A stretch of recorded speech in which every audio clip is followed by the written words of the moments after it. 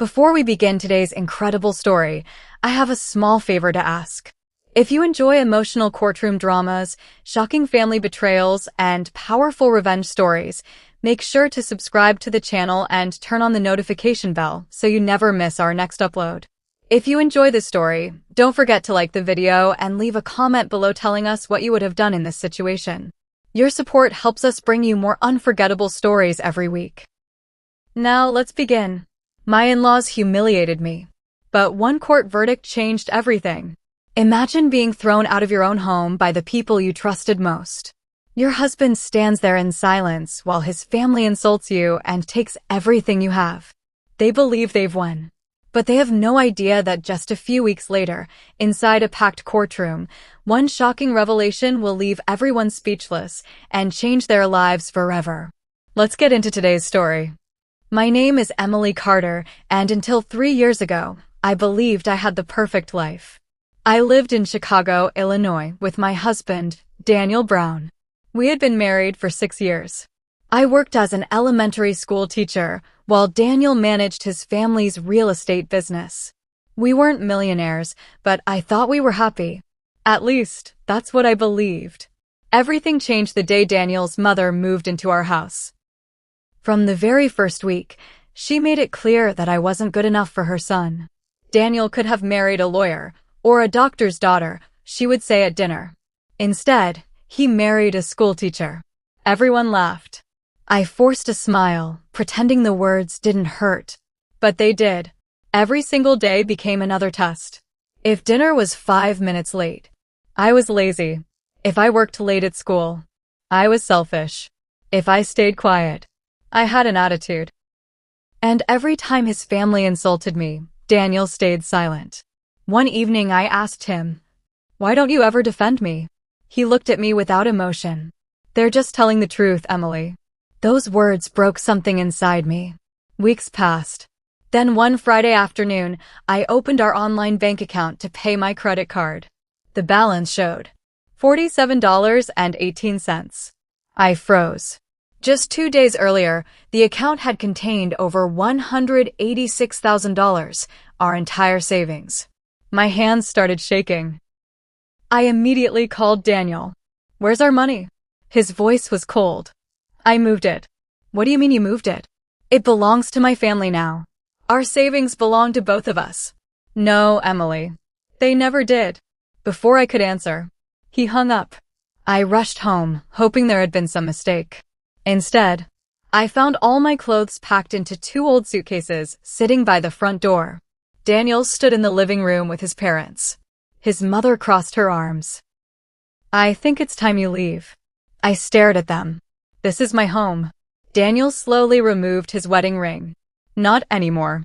I couldn't breathe. "Daniel, please." He avoided my eyes. "I've already filed for divorce." It felt like the floor disappeared beneath my feet.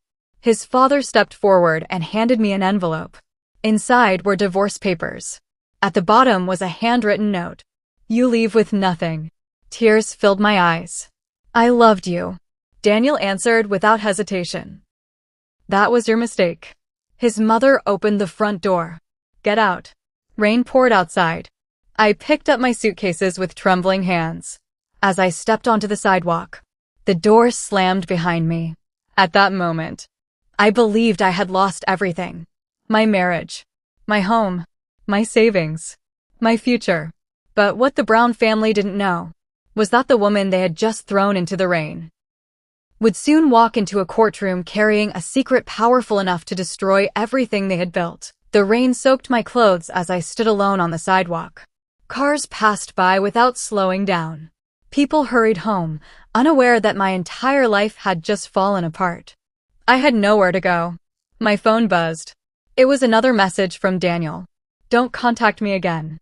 Everything between us is over." I stared at the screen before quietly deleting the message. That night, I checked into a cheap motel on the outskirts of Chicago. The room was tiny, the wallpaper was peeling, and the heater barely worked. For the first time in years, I cried myself to sleep. The next morning, I called my best friend, Sarah Mitchell. The moment she heard my voice, she knew something was wrong. "Emily, where are you?" When I told her everything, there was silence. Then she said, "Stay where you are. I'm coming." An hour later, Sarah arrived. She hugged me tightly. "They don't deserve your tears." I smiled weakly. "I've lost everything." Sarah looked me straight in the eyes. "No, you've only lost people who never deserved you." She drove me to her apartment and insisted I stay as long as I needed. For the first time in days, I finally felt safe. That evening, Sarah asked the question I had been avoiding. "Are you going to fight back?" I looked down. "I don't even have money for a lawyer." Sarah smiled. "What if I told you? I know someone." The next afternoon, she introduced me to attorney Michael Harris, one of Chicago's most respected divorce lawyers. I expected him to reject my case after hearing I had no money. Instead, he listened carefully to every detail. Then he leaned back in his chair. "Emily, did you ever sign a postnuptial agreement?" "No." "Did you authorize Daniel to transfer all your joint savings?" "Never." He slowly smiled. "Then your husband has a serious legal problem." For the first time in weeks, I felt a tiny spark of hope. Michael immediately filed an emergency motion with the court to freeze Daniel's remaining assets. 3 days later, Daniel received the court notice. According to Sarah, he laughed. He actually thinks he'll win. His parents laughed too. They believed their money and influence could protect them. What none of them knew was that Michael had discovered something hidden inside the bank records. Several large money transfers had been made just days before Daniel threw me out. The money hadn't simply disappeared. It had been secretly moved into accounts controlled by Daniel's father. If the court confirmed those transfers were fraudulent, the entire Brown family could face serious legal consequences. Michael looked at me and said quietly, "Emily, this case is much bigger than a divorce now." I felt my heart racing. For the first time, the people who had destroyed my life were finally about to answer for what they had done. But none of us knew that the first court hearing would reveal an even darker secret, one that would leave the entire courtroom in complete silence. The rain soaked my clothes as I stood alone on the sidewalk. Cars passed by without slowing down. People hurried home, unaware that my entire life had just fallen apart. I had nowhere to go. My phone buzzed. It was another message from Daniel. "Don't contact me again. Everything between us is over." I stared at the screen before quietly deleting the message. That night, I checked into a cheap motel on the outskirts of Chicago. The room was tiny, the wallpaper was peeling, and the heater barely worked. For the first time in years, I cried myself to sleep. The next morning, I called my best friend, Sarah Mitchell. The moment she heard my voice, she knew something was wrong. "Emily, where are you?" When I told her everything, there was silence. Then she said, "Stay where you are. I'm coming." An hour later, Sarah arrived. She hugged me tightly. "They don't deserve your tears." I smiled weakly. "I've lost everything." Sarah looked me straight in the eyes. "No, you've only lost people who never deserved you." She drove me to her apartment and insisted I stay as long as I needed. For the first time in days, I finally felt safe. That evening, Sarah asked the question I had been avoiding. "Are you going to fight back?" I looked down. "I don't even have money for a lawyer." Sarah smiled. "What if I told you? I know someone." The next afternoon, she introduced me to attorney Michael Harris, one of Chicago's most respected divorce lawyers. I expected him to reject my case after hearing I had no money. Instead, he listened carefully to every detail. Then he leaned back in his chair. "Emily, did you ever sign a postnuptial agreement?" "No." "Did you authorize Daniel to transfer all your joint savings?" "Never." He slowly smiled. "Then your husband has a serious legal problem." For the first time in weeks, I felt a tiny spark of hope. Michael immediately filed an emergency motion with the court to freeze Daniel's remaining assets. 3 days later, Daniel received the court notice. According to Sarah, he laughed. He actually thinks he'll win. His parents laughed too. They believed their money and influence could protect them. What none of them knew was that Michael had discovered something hidden inside the bank records. Several large money transfers had been made just days before Daniel threw me out. The money hadn't simply disappeared. It had been secretly moved into accounts controlled by Daniel's father. If the court confirmed those transfers were fraudulent, the entire Brown family could face serious legal consequences. Michael looked at me and said quietly, "Emily, this case is much bigger than a divorce now." I felt my heart racing. For the first time, the people who had destroyed my life were finally about to answer for what they had done. But none of us knew that the first court hearing would reveal an even darker secret, one that would leave the entire courtroom in complete silence. The courtroom fell silent. Everyone turned toward the two men standing near the entrance. Both wore dark suits and carried official badges. One of them spoke in a calm but firm voice. "Your Honor, we apologize for the interruption. We are federal agents, and we need to speak with the court immediately." Judge Rebecca Collins nodded. "Proceed." The taller agent stepped forward. "My name is Special Agent David Miller." He placed a sealed folder on the judge's desk. "This investigation is connected to financial crimes that have been under federal review for several months." The entire courtroom froze. Daniel looked confused. His father suddenly became pale. Attorney Michael Harris slowly looked at me. He whispered, "I think this is much bigger than we imagined." The judge opened the file. As she read the documents, her expression became more serious. She looked directly at Daniel's father. "Mr. Robert Brown, did you receive multiple wire transfers from accounts connected to your son?" Robert immediately stood up. I refused to answer. The federal agent spoke again. "You have the right to remain silent." The courtroom erupted with whispers. Daniel jumped to his feet. "This has nothing to do with me," Agent Miller calmly replied. "We'll determine that during the investigation." Daniel's lawyer quickly objected. "Your Honor, my client has not been charged with any crime." Judge Collins nodded. "That may be true." She looked back at the federal agents. "But this court will cooperate fully." The agents handed several additional documents to the judge. Bank statements, property records, wire transfer receipts. The evidence covered the judge's desk. Then Agent Miller said something that shocked everyone. "Our investigation suggests that millions of dollars were hidden through fraudulent companies over the last 4 years." Gasps echoed across the courtroom. Daniel slowly turned toward his father. "Dad." Robert refused to look at him. For the first time in his life, Daniel realized he hadn't known the whole truth. His mother began crying quietly. "This can't be happening." But Agent Miller wasn't finished. He looked directly at Robert Brown. "We also have evidence that someone attempted to destroy financial records 3 days ago." Robert's hands began shaking. "I want my lawyer." Agent Miller nodded. "You'll have that opportunity." Judge Collins immediately suspended the divorce hearing. This court is adjourned until further notice. As everyone stood up, federal agents walked toward Robert Brown. One of them quietly said, "Sir, please come with us." The courtroom watched in complete silence as Daniel's father was escorted out. Daniel stood frozen. The powerful family that had humiliated me only weeks earlier was beginning to fall apart.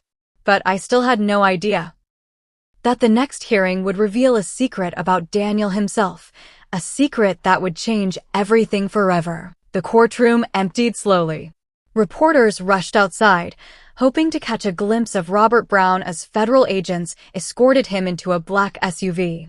Camera flashes lit up the courthouse steps. For the first time in years, the powerful Brown family looked helpless. Daniel stood alone in the hallway, staring at the floor. When he saw me walking toward the exit with Michael, he called my name. "Emily, wait." I stopped but didn't turn around immediately. After everything he had done, I wasn't sure I even wanted to hear his voice. When I finally faced him, he looked nothing like the confident man who had thrown me out of our home. His eyes were filled with fear. "Emily, I swear I didn't know about my father's business." I looked at him calmly. "You expect me to believe that?" He lowered his head. I knew he moved money around, but I never imagined it was illegal. Before I could answer, Michael stepped between us. "If you have anything to say to my client, do it through your attorney." Daniel nodded silently and walked away. 2 days later, Michael called me into his office. His expression was serious. I've received new documents from federal investigators. He handed me a thick file. Inside were bank statements, emails, and financial records. Then I saw something that made my heart stop. Several documents carried Daniel's electronic signature.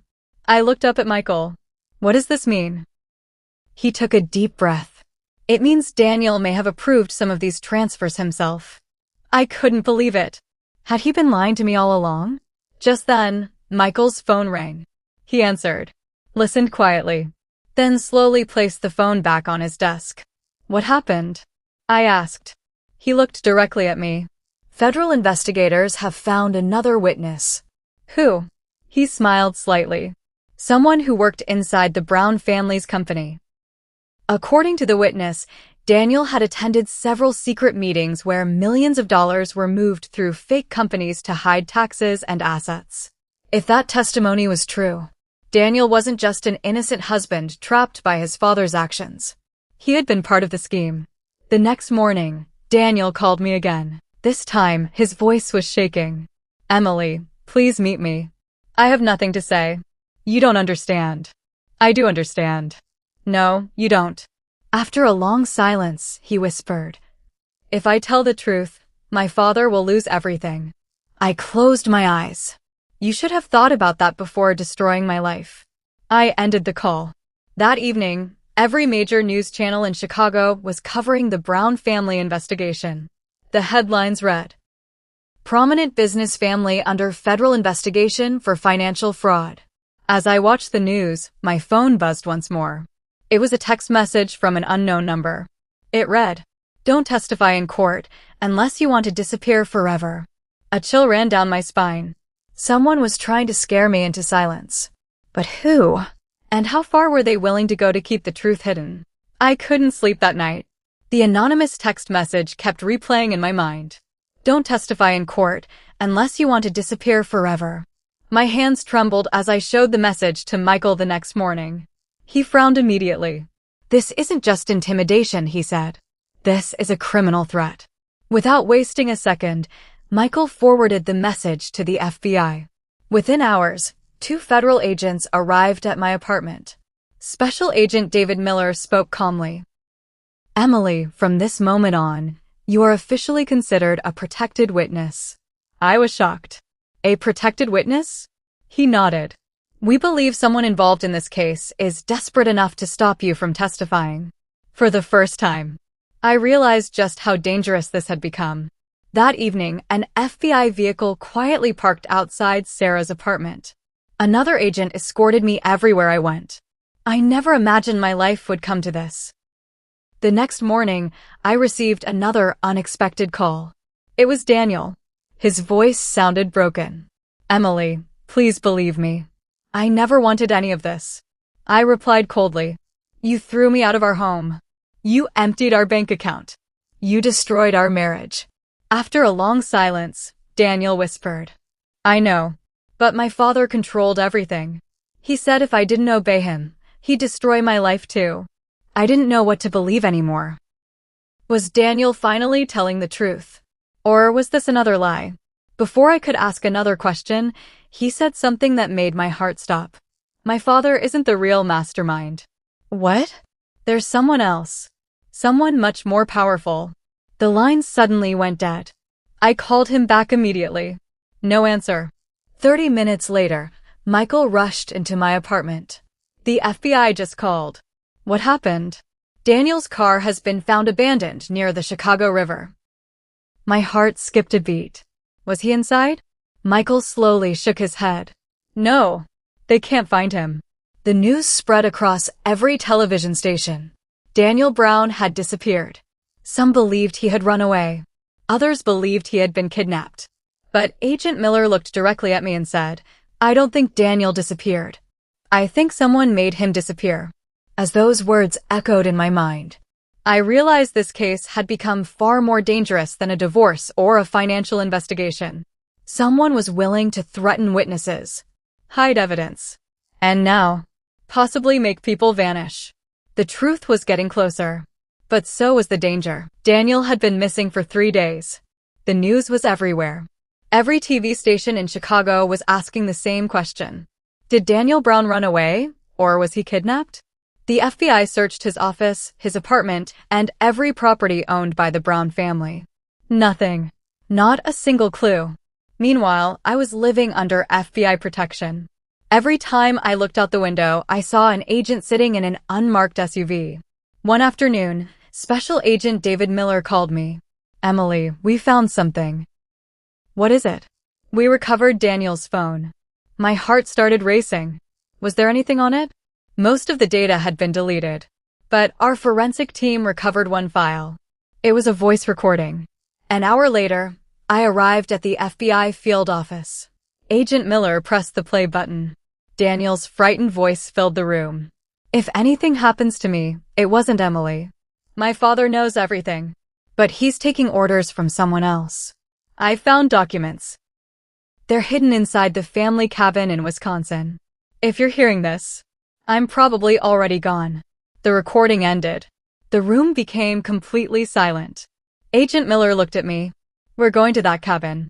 The next morning, a team of FBI agents drove across the Wisconsin border. The cabin sat alone in the middle of a dense forest. It looked abandoned. The front door was locked. An agent forced it open. Inside, everything seemed normal. Old furniture, dusty shelves, a fireplace that hadn't been used in months. For nearly an hour, the agents found nothing. Then one investigator noticed fresh scratches on the wooden floor beneath a large rug. They moved the rug aside. Hidden underneath was a steel trapdoor. Everyone froze. An agent slowly opened it. A narrow staircase led underground. The team switched on their flashlights and carefully descended. At the bottom was a hidden room. Rows of filing cabinets lined the walls. Shelves were stacked with boxes filled with financial records, passports, cash, and hard drives. Agent Miller whispered, "We just found the archive." One technician opened a laptop recovered from the room. Within minutes, he looked up in shock.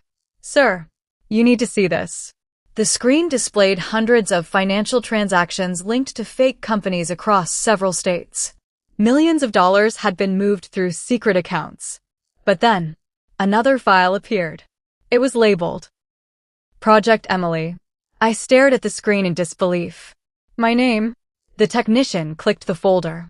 Inside were photographs of me, copies of my personal documents, my daily schedule, even pictures taken outside Sarah's apartment. Someone had been watching me for months. Agent Miller immediately turned to his team. "Shut everything down. No one leaves this cabin until we know who created this file." At that exact moment, a loud engine roared outside. An agent ran to the window. His face turned pale. Black SUVs. They're surrounding the cabin. The roar of the engines echoed through the forest. One FBI agent peeked through the window and immediately ducked. 6 black SUVs, he whispered. "They're armed."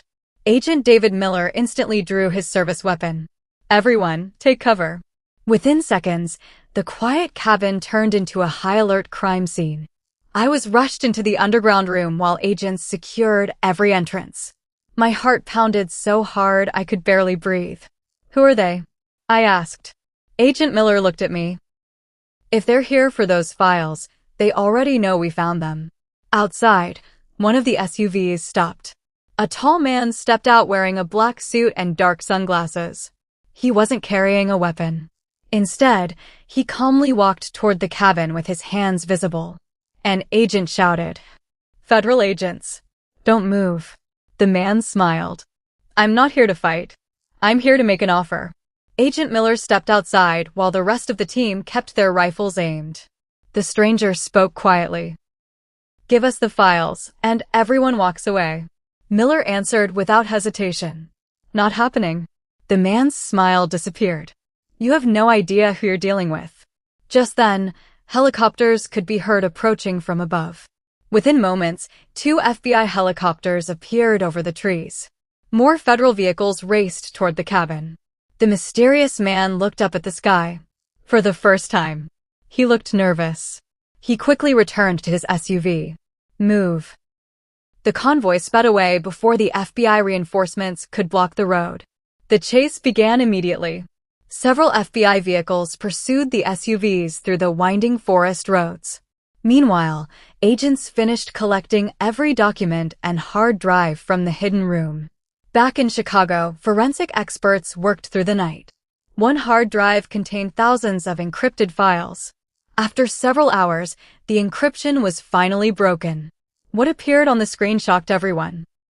It wasn't just financial fraud. It was a complete network involving fake companies, money laundering, bribery, and identity theft across multiple states. Then another document appeared. At the top was a list of names. Business executives, lawyers, politicians. And one name made Agent Miller stop cold. He slowly removed his glasses. This can't be possible. Michael looked over his shoulder. What is it? Agent Miller replied. The person running this entire operation is someone the whole country trusts. The room fell silent. If that document was real, the next court hearing wouldn't just expose the Brown family. It would expose one of the most powerful people in America. The FBI headquarters was silent. Everyone stared at the screen. The name displayed in the encrypted file belonged to one of the most respected businessmen in America. Jonathan Sinclair. A billionaire philanthropist. A television personality. A man who donated millions to charities every year. No one could believe it. Agent David Miller looked at his team. If these documents are authentic, this case just became a national investigation. Attorney Michael Harris crossed his arms. We need more than documents. We need someone who can testify. Just then, an FBI analyst rushed into the room. Sir, we've found someone. Everyone turned toward him. A former accountant from Sinclair Holdings has agreed to cooperate. He's been in hiding for almost 2 years. Agent Miller stood up immediately. Where is he now? Under protective custody. 2 hours later, the witness arrived at the FBI office. His name was Thomas Reed. He looked exhausted. Dark circles covered his eyes, and his hands trembled as he sat down. I've been running for my life, he whispered. For 2 years. Agent Miller leaned forward. Tell us everything. Thomas took a deep breath. The Brown family wasn't running the operation. They were only moving the money. The orders always came from Sinclair. He placed a small flash drive on the table. I copied everything before I escaped. The fake companies. The offshore accounts. The bribes. It's all here. Michael looked shocked. This could expose the entire network. Thomas nodded. But there's one more thing. He looked directly at me. Emily. They targeted you long before your divorce. My heart skipped a beat. What do you mean? Thomas opened another file. It was called Project Emily. The plan was simple. Daniel would marry you, gain your complete trust, and once your inheritance became available, they would take everything and leave you with nothing. I felt like the air had disappeared from the room. My inheritance? Thomas nodded. They believed your late grandmother left you valuable property, but they never found it. Tears filled my eyes. So none of it was real? Thomas lowered his head. I'm sorry. They never loved you. You were part of a financial plan. The room fell silent. Every memory of my marriage suddenly felt like a lie. Every smile. Every promise. Every I love you. It had all been part of a carefully planned deception. Just then, an FBI agent burst into the room. Agent Miller. We have a problem. What happened? The witness protection safe house has been attacked. Everyone froze. What? The attackers knew exactly where Thomas was staying. Agent Miller's face turned deadly serious. He looked around the room. We have a leak. If someone inside the system is helping them, then none of us are safe anymore. As the realization sank in, the lights inside the FBI conference room suddenly went out. The entire building was plunged into darkness. The FBI headquarters was silent. Everyone stared at the screen. The name displayed in the encrypted file belonged to one of the most respected businessmen in America. Jonathan Sinclair. A billionaire philanthropist. A television personality. A man who donated millions to charities every year. No one could believe it. Agent David Miller looked at his team. If these documents are authentic, this case just became a national investigation. Attorney Michael Harris crossed his arms. We need more than documents. We need someone who can testify. Just then, an FBI analyst rushed into the room. Sir, we've found someone. Everyone turned toward him. A former accountant from Sinclair Holdings has agreed to cooperate. He's been in hiding for almost 2 years. Agent Miller stood up immediately. Where is he now? Under protective custody. 2 hours later, the witness arrived at the FBI office. His name was Thomas Reed. He looked exhausted. Dark circles covered his eyes, and his hands trembled as he sat down. I've been running for my life, he whispered. For 2 years. Agent Miller leaned forward. Tell us everything. Thomas took a deep breath. The Brown family wasn't running the operation. They were only moving the money. The orders always came from Sinclair. He placed a small flash drive on the table. I copied everything before I escaped. The fake companies. The offshore accounts. The bribes. It's all here. Michael looked shocked. This could expose the entire network. Thomas nodded. But there's one more thing. He looked directly at me. Emily, they targeted you long before your divorce. My heart skipped a beat. What do you mean? Thomas opened another file. It was called Project Emily. The plan was simple. Daniel would marry you, gain your complete trust, and once your inheritance became available, they would take everything and leave you with nothing. I felt like the air had disappeared from the room. My inheritance? Thomas nodded. They believed your late grandmother left you valuable property, but they never found it. Tears filled my eyes. So none of it was real? Thomas lowered his head. I'm sorry. They never loved you. You were part of a financial plan. The room fell silent.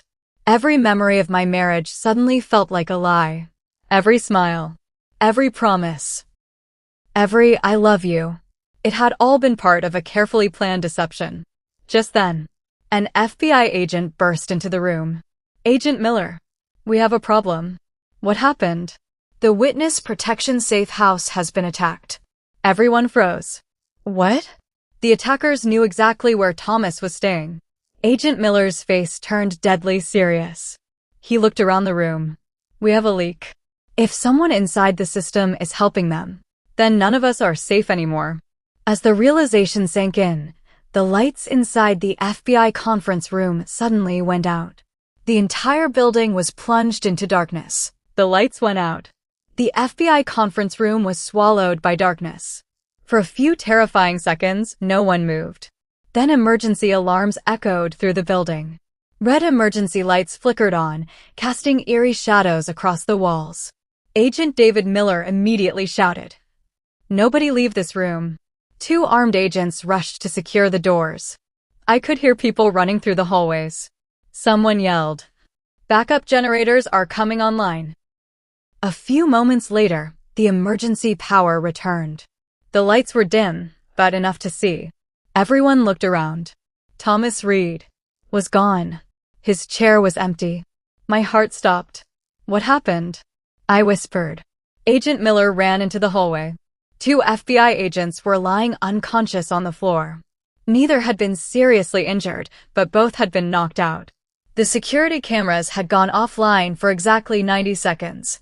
Just enough time. It was planned, Miller said. They knew our security system. Michael looked stunned.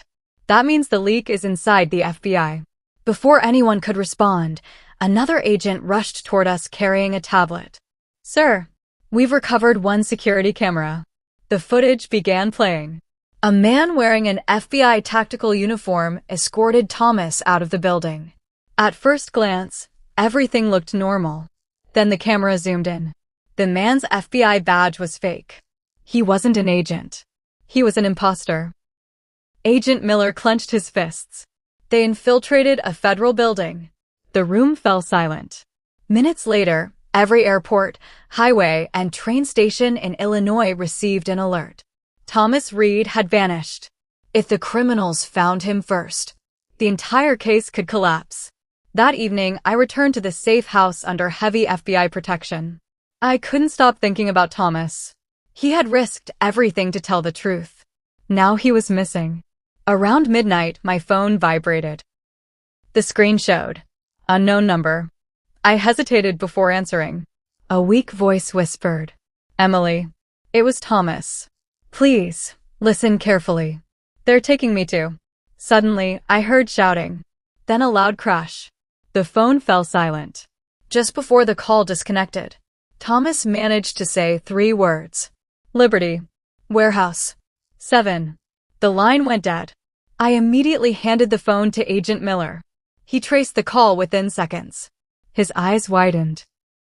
There really is a Warehouse 7. It's an abandoned shipping terminal near the Chicago River. Without wasting another second, Miller grabbed his radio. "All tactical units, move now." Within minutes, dozens of FBI vehicles raced through the streets of Chicago with flashing lights and sirens. No one knew whether Thomas Reed was still alive. But everyone knew one thing. The final confrontation had just begun. 15 minutes later, more than 20 FBI vehicles surrounded Warehouse 7, an abandoned shipping terminal on the edge of the Chicago River. Red and blue lights flashed across the empty docks. The warehouse looked deserted. But Agent David Miller knew better. He raised his hand. "Nobody moves until my signal." FBI SWAT officers quietly surrounded every entrance. A surveillance drone flew over the roof. Seconds later, the drone operator spoke into his headset. "Heat signatures detected. There are at least 8 people inside." Miller nodded. "Let's bring Thomas home." The massive steel doors burst open. "FBI, don't move." Chaos erupted. Several armed men ran toward the back exit. Others reached for their weapons. Within seconds, a fierce gunfight broke out. Bullets shattered windows. Wooden crates exploded into splinters. Smoke filled the warehouse. Emily watched everything from the FBI command vehicle parked outside. Her hands trembled as she listened to the radio. Then, a voice came over the channel. "We found the hostage." Emily held her breath. Thomas Reed was tied to a metal chair in a locked office. His face was bruised, but he was alive. Medics rushed him outside. Just as everyone thought the operation was over, a loud explosion shook the entire building. One side of the warehouse burst into flames. The evidence room, an agent shouted. Someone had planted explosives to destroy every document stored inside. Agent Miller didn't hesitate. He ran straight into the burning building. "Sir, it's too dangerous," another agent yelled. But Miller ignored him. Inside the smoke-filled room, he spotted several fireproof boxes. He grabbed as many as he could. Just as he turned toward the exit, a burning steel beam collapsed behind him. He was trapped. Outside, the firefighters hadn't arrived yet. Emily watched in horror. Without thinking, she ran toward the burning warehouse. Michael grabbed her arm. "Emily, don't." She pulled free. "If he dies, all this evidence dies with him." Ignoring everyone's screams, she rushed inside. The smoke burned her eyes. She could barely breathe. Then she saw Agent Miller pinned beneath a heavy steel beam. Together, they pushed with all their strength. The beam finally moved. Miller stood up, carrying the fireproof evidence boxes. They staggered toward the exit. Seconds after they escaped, the entire center of the warehouse collapsed in a massive explosion. Everyone stood frozen. If they had been just 10 seconds slower, neither of them would have survived. As firefighters battled the flames, an FBI technician opened one of the recovered fireproof boxes. Inside was a black folder marked, "Confidential, Final Beneficiary." Agent Miller carefully opened it. The first page revealed the true owner of every fake company, every hidden bank account, and the entire criminal network. Miller looked up, his face filled with disbelief. He whispered, "It's even bigger than we thought." The FBI command center fell completely silent. Agent David Miller slowly opened the black folder labeled, "Confidential, Final Beneficiary." Every person in the room leaned forward. The first page contained dozens of company names, offshore bank accounts, and property deeds spread across several states. At the bottom, one name appeared over and over again: Jonathan Sinclair. Michael Harris took a deep breath. So Thomas was telling the truth. Agent Miller nodded. "But there's more." He turned to the next page. It listed every person who had received illegal payments over the past 8 years. Business executives, corporate lawyers, accountants, even a few government officials. The corruption reached farther than anyone had imagined. Then Miller noticed a sealed envelope attached to the back of the file. Across the front, someone had written in red ink, "Only open if Emily Carter is alive." Everyone stared at me. With trembling hands, I opened the envelope. Inside was a handwritten letter. "Emily, if you're reading this, then our plan has failed. Your marriage to Daniel was never an accident. You were chosen because your grandmother's property contains something far more valuable than money." My heart began pounding. I looked up. "What property?" Thomas, who was recovering in the ambulance nearby, suddenly spoke. "The lake house." I turned toward him. "My grandmother's lake house?" He nodded weakly. "They searched it for years. They never found what they were looking for." Before anyone could ask another question, another FBI agent rushed toward us. "Sir, we've just received a warrant." "What happened?" "Federal judges have approved the arrest of Jonathan Sinclair." A wave of relief swept through the room. Finally, the man behind everything would face justice. But that relief lasted only a few seconds. An analyst monitoring national news suddenly shouted, "Turn on the television." The screen lit up. A news anchor spoke urgently. "Breaking news. Billionaire businessman Jonathan Sinclair has disappeared just hours before federal agents arrived to arrest him." The room froze. Agent Miller clenched his jaw. He knew we were coming. Michael looked at the map on the wall. "If he's running, he's heading for the border." Just then, another agent received an encrypted message from Interpol. After reading it, his face turned pale. "He hasn't left the country." "Then where is he?" The agent slowly looked at Emily. "He was seen less than an hour ago, driving toward your grandmother's lake house." A chill ran down my spine. If Sinclair had gone there, whatever he had been searching for all these years, he believed it was finally within his reach. Agent Miller grabbed his jacket. "Everyone move. We're going to the lake house." The race for the truth had begun. The FBI convoy sped toward my grandmother's old lake house. The quiet property had been abandoned for years. As Agent Miller's vehicle stopped outside, everyone noticed the front door was already open. "He got here first," Miller whispered. SWAT officers surrounded the house. "FBI, come out with your hands up." No response. They entered carefully. Every room had been torn apart. Furniture was broken. Floorboards had been ripped up. Someone had desperately been searching for something. Then a loud noise came from the basement. The team rushed downstairs.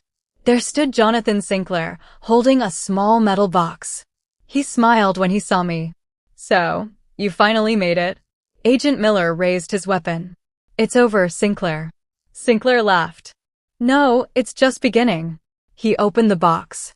Inside were old documents, a flash drive, and a letter written by my grandmother. I quickly recognized her handwriting. The letter read, "Emily, if you're reading this, I knew one day the truth would find you. These files contain proof of decades of financial crimes committed by powerful people. I hid them because I knew they would kill to keep them secret." Tears filled my eyes. My grandmother had protected the evidence with her life. Sinclair slowly backed toward a hidden exit. "You'll never take me alive." Before he could run, Daniel suddenly stepped out from the shadows. Everyone froze. He was alive. His clothes were dirty, and his face was bruised. He looked directly at Sinclair. "It's over." Sinclair shouted. "You betrayed me." Daniel nodded. "I spent years following my father and you. I lost my marriage. I lost my family. I'm done protecting criminals." Sinclair reached into his jacket. Before he could pull out a weapon, FBI agents tackled him to the ground. Within seconds, he was handcuffed. Agent Miller calmly read him his rights. Outside the house, dozens of reporters had gathered. The arrest became breaking news across America. Over the following months, the investigation uncovered one of the largest financial fraud networks in U.S. history. Jonathan Sinclair was sentenced to decades in federal prison. Robert Brown and several accomplices were also convicted for their roles in the scheme. Daniel pleaded guilty to financial crimes, cooperated with investigators, and accepted responsibility for his actions. Although his cooperation reduced his sentence, he still faced the legal consequences of what he had done. As for me, the court restored the money that had been taken from me and recognized my legal rights in the divorce settlement. I returned to teaching, the career I had always loved. One afternoon, as I stood beside my grandmother's lake, I finally felt at peace. I realized something important.